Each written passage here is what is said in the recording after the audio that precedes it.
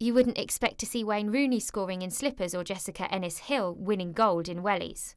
Why then are wheelchair users expected to participate in sport at even beginner level in chairs not fit for purpose? Fiona-Jane Kelly, badminton coach and player, recalls what it was like first taking to the court in the active user day chair given to her by wheelchair services. It's like trying to go swimming without a swimming costume, or trying to go running in a pair of flip-flops. You physically can't do it.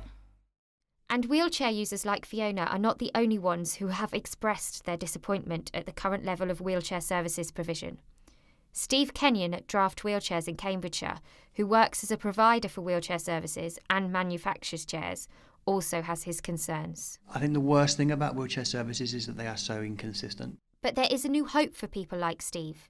This hope comes in the form of the Wheelchair Leadership Alliance's Right Wheelchair campaign. Fiona Carey, co-chair of the campaign, which aims to put wheelchair provision at the top of the agendas of clinical commissioning groups, also believes that wheelchair users' reluctance to even consider taking up sport goes far deeper than not having access to a specialist sports chair. Not having the right day chair is going to reduce your confidence and your propensity to access sport, I think.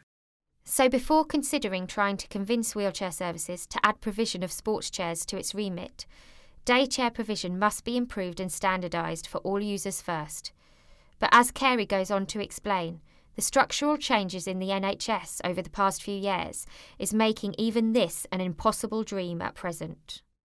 With the best will in the world, even if you create a new standard, you have to individually persuade 209 different clinical commissioning groups to take it on.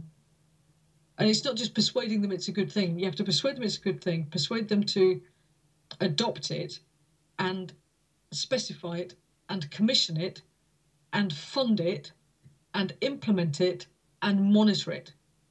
209 times. How do you do that? And it looks like, until that important question can be answered, unfortunately, the chair war saga between policymakers, providers and campaigners will continue, and not having the right wheelchair will remain a very real barrier to participation in sport within the disabled community.